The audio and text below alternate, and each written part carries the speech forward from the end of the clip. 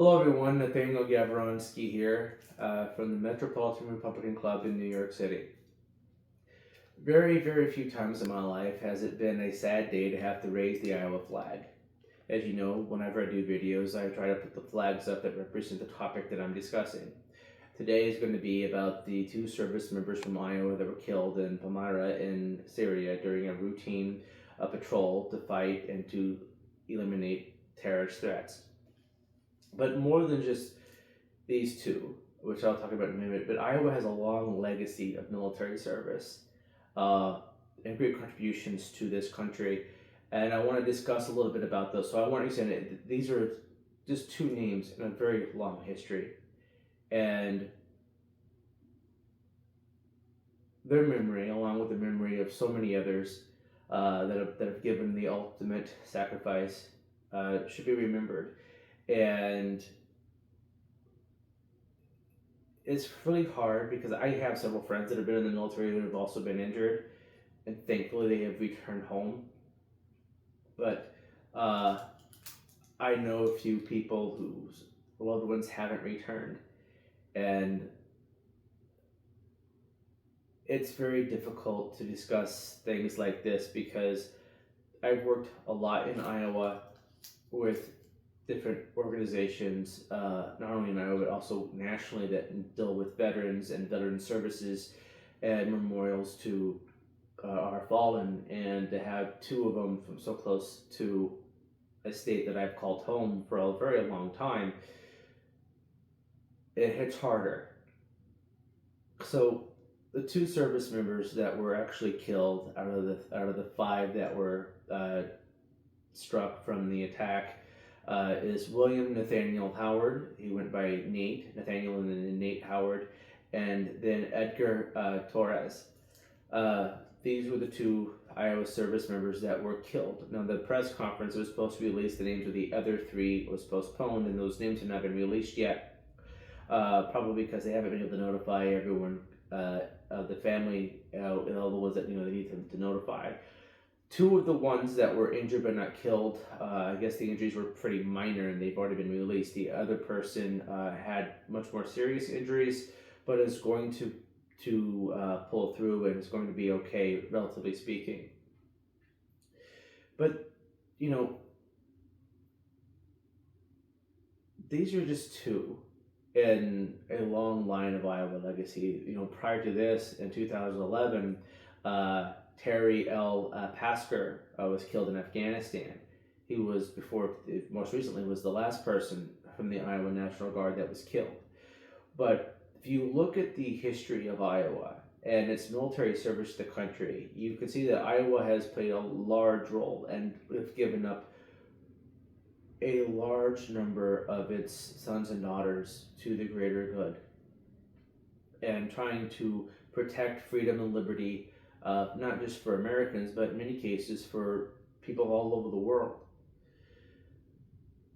Starting off when Iowa was just starting off, the very first thing Iowa did as a place called Iowa is it went to war with the state of Missouri.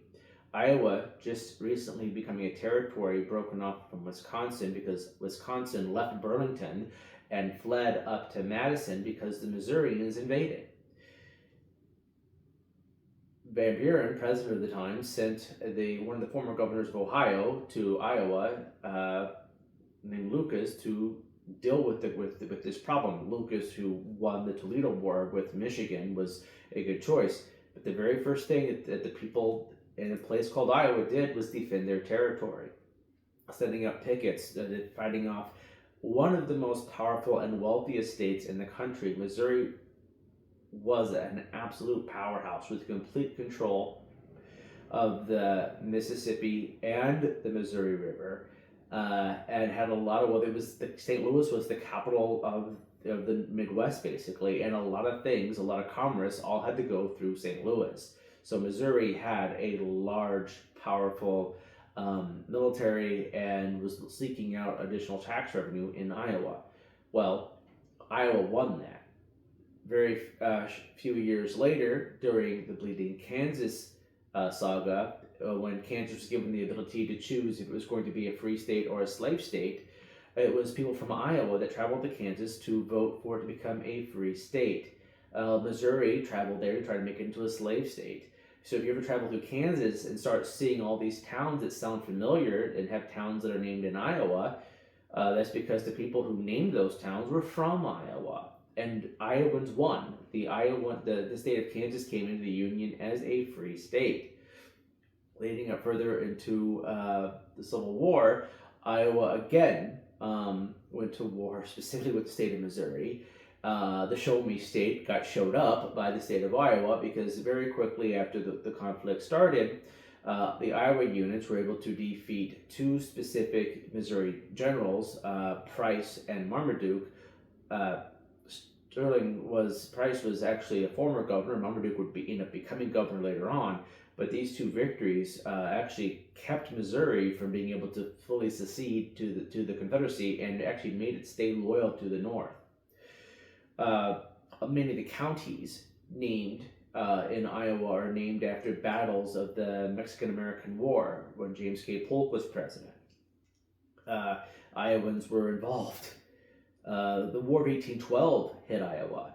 The fort at Madison in Lee County was sieged by native allies of the British during the War of 1812. This was a coordinated attack that took place all over the Midwest, from Fort Wayne and Wayne County in Michigan all the way to Iowa. The Black Hawk Wars were instrumental in American history, and it was Iowa, so epic, that took Black Hawk down. Black Hawk was buried in Iowa before his remains were transferred to the territorial capital of Iowa in Burlington, and they were actually stolen and then returned by the native tribes themselves back to the territorial capital in Burlington, and were kept there until that building was destroyed in a fire. The state of Iowa produced so many soldiers for the Civil War that per capita it had more soldiers than any other state, north or south. It was Iowa that was part of the siege at Vicksburg. It was Iowa that gave Grant many of his early victories, with his commanding officers wish he would just go off and get killed so he would shut up about continuing the fight. It was Iowans that was prominent in Sherman's March to the Sea.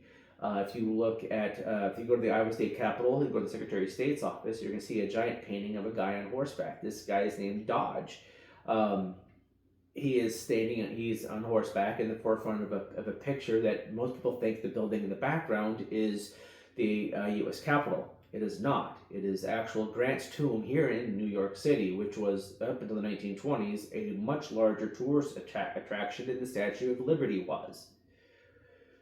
Dodge City, Kansas is actually named after the good general who made his home in Pottawatomie County, Iowa.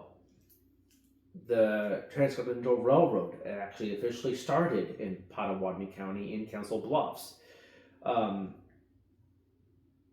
If you ever go to the Iowa Capitol again, if you look up into the interior part of the dome, you're going to see the Grand Army of the Republic's crest. That's because, again, so many Iowans served in the Civil War compared to the other states per capita. In fact, some of the largest reunions of the Grand Army of the Republic took place in Iowa. That crest was placed there in 1927. Again, I think one of the last, if not the last, reunion for Union soldiers for the Grand Army of the Republic took place in Sheraton, Iowa. I want to double check on that, but if I was looking at some research on it, I think one of the last ones, if not the last one, took place in Sheraton, Iowa. Iowa has had a long history of military service. There are Revolutionary War veterans buried in Iowa, one under Highway 6 just outside of Coralville, between Coralville and Tiffin. They put the road right over him. John Brown spent time in Cedar County in Iowa in Tiffin. If you look at the very first American casualty for World War I, his name was Merle Hay. Merle Hay Road in the metropolitan area of Des Moines is named after him. Merle Hay Mall, which is on Merle Hay Road, again takes his name. He's buried in Boone County, just a short distance away from Des Moines. You look at the Sullivan brothers from Waterloo. they made great sacrifice during World War II. There are songs sang about them, uh, about the Sullivan brothers, and during World War II. You look at the USS Iowa; it was very important. It was an Iowa class battleship, and it's the only one that had a bathtub on it. The reason why is because Franklin Delano Roosevelt used the ship to travel to meet up with Churchill and Stalin in Tehran. Uh, so it's the closest thing to Navy Force One you're ever going to come across. It's dry dock now in California, in Southern California. If you carry an Iowa driver's license, you get to go on it for free. Um, there are so many amazing things about the Iowa's legacy with the military. It's one of the leading grounds for recruiting for CIA, FBI, Homeland Security. The State Department is full of people from Iowa. If travel around and start talking to some people in Iowa, you're going to find some amazing stories about from people that you never would have thought would have had the great lives that they did. The nuclear bomb, the technique behind it, what makes it work, is called the Ames process, because it was invented in Ames. They figured it out in Ames, Iowa State.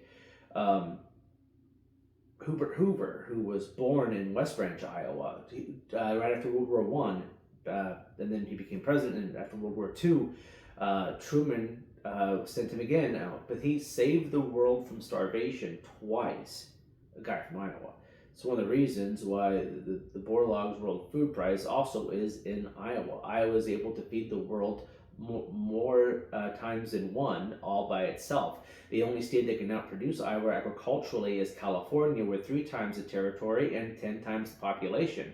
Iowa is number 1 in eggs and poultry, number 2 in turkeys. It's one of the leading producers in pork, and number 2 or 3 in beef, soybeans, corn.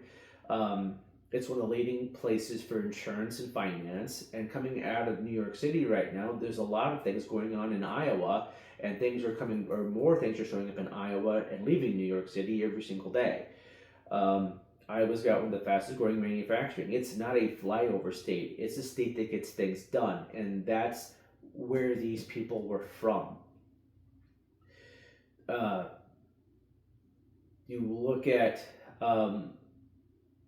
the delegation to the federal government from Iowa. You have Chuck Grassley, Joni Ernst, the senators. You have Randy Feenstra, Ashley Henson, Zach Nunn, and Marionette Miller Meeks in the members of Congress. 50% of which served in the U.S. military. Miller Meeks, Zach Nunn, and Joni Ernst. Joni Ernst is, in fact, the first female combat veteran to serve in the U.S. Senate. This is an important legacy. Iowa's military service and the people you see representing the state of Iowa go hand in hand. Another thing is you hear about the Freedom Rocks. People around the country have heard of these, probably seen them. The original one is in Iowa. A state representative at the state level, Ray Sorensen, everyone calls Bubba, started painting these things a couple of years ago. And now every county in Iowa has one that pays remembrance to members of that county that served in the U.S. Armed Forces. In fact, the oldest enlisted soldier in the U.S. Civil War is from Wapello County, Iowa. He's buried there, just south of the Mahaska County line on the Wapello side. There's been, every state in the country now has one of these Freedom Rocks that Bubba has traveled around painting up. You look at all the things that Iowa has produced, and you see, these names on this piece of paper. They're not just names. These are, and again, that the service member that was killed, the civilian that was killed, he was a contractor, but he was probably a former service member. He was a translator. There's very little known about the incident, about the individual. I think that's very sad. We should know more about about the contractor as well. He has a home too, and I'm not sure if he's from Iowa or from somewhere else, but people from his hometown are greatly missing him tonight. This hits more than just, these two individuals, their families, their immediate families, their spouses, their children, their parents, their grandparents. their neighbors feel it. People who went to high school with them feel it. These two names will be remembered for high school reunions going for the next probably 50 years.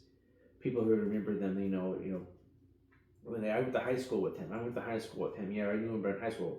From work. This is a community felt thing in Iowa. During the Afghan debacle under Joe Biden, that bombing at the airport in Kabul, one of those soldiers was actually also born in Iowa. He had moved to Nebraska, but was born in Iowa. And so, Iowa has been leading the way in military service for this whole country. And I think a lot of people just look at Iowa as a flyover state, and it's really not. The caucuses, in Republican caucuses, Iowa's still first. The Democrats still vote first, but they want to hold back the data for some reason. The way I see it, Iowa is a really good makeup and buildup of the entire country. Every type of industry is in Iowa. There's plains, there's forested area, there's rocky area in the northeast along the border with Wisconsin and the Wisconsin Dells. One of the fastest growing non-labor jobs in the country, non-agricultural labor in the country is in Iowa. The amount of food it produces, it's just an amazing place, and that's where these people called home, and these people were called family. Even by their friends, they were probably considered family. And I know everyone in the legislature and in the statewide offices are taking this pretty hard. I've talked to a few of them, and this is hard to deal with for anyone who spent time in Iowa. I mean, I've spent a lot of time in Iowa. I know every county, I know every community. I've traveled it extensively. So I don't know these two young men. I know one of them. I know one of their stepfathers, but I have two friends that were in the military that were injured. I never served in Article 10. I never served in the military. Got a lot of friends. I've researched it. I have so many artifacts of military history from not only Iowa but the world. I've done reenacting for every American conflict they do reenactments for. I've got the uniforms for everybody. So I wasn't taking live fire. I mean, I've met a lot of veterans who participate in this type of stuff, and it never leaves. Like my best friend ever, he was injured pretty badly in Iraq. He's still dealing with it. Another friend, had another injury that's causes him severe sinus problems, and they still deal with it. So even those three that weren't killed, I mean, they're still going to be having significant problems going forward. And it's not just these people, but all of our servicemen and women in uniform that are representing not just Iowa, but all 50 states and territories of Iowa. One of the greatest monuments that's being constructed in the United States right now is Crazy Horse up in South Dakota. And shortly after he was defeated, and he asked, he was being removed from his land. Someone asked him, "How, where's your land now?" And he famously pointed off into the distance. He said, "My land is where my loved ones lay buried." Many people don't know this, but several of Crazy Horse's descendants have worn the uniform of the United States military. One of them was killed in Iraq. So,